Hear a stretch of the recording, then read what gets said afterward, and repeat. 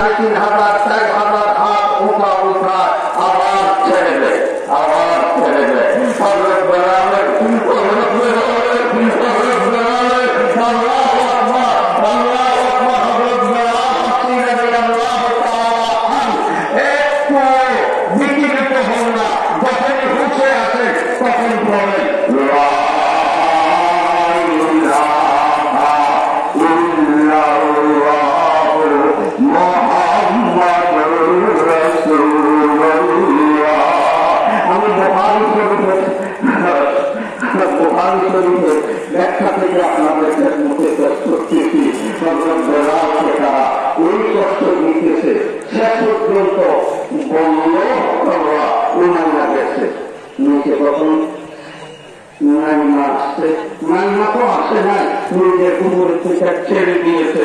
বেলাল চক্কর খেতে খেতে খেতে খেতে খেতে শরীর নিয়ে নিচে তখন আসছে। উমাইয়া সম্মুখে গেছে।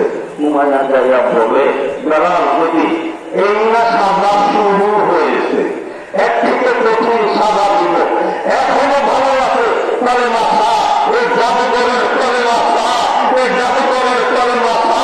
আল্লাহ হযরত বেলাল বলে তুই থাকতে উমাইয়া উমাইয়া উমাইয়া তামাক দুইটাকে করবো, তুমি ঠিক করতা সেখানে কোন ব্যক্তি আমি কোথায় আছি, তুই দেখছি আমি কোথায় আছি।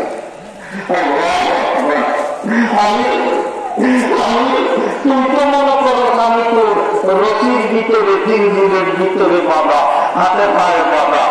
আল্লাহর কসম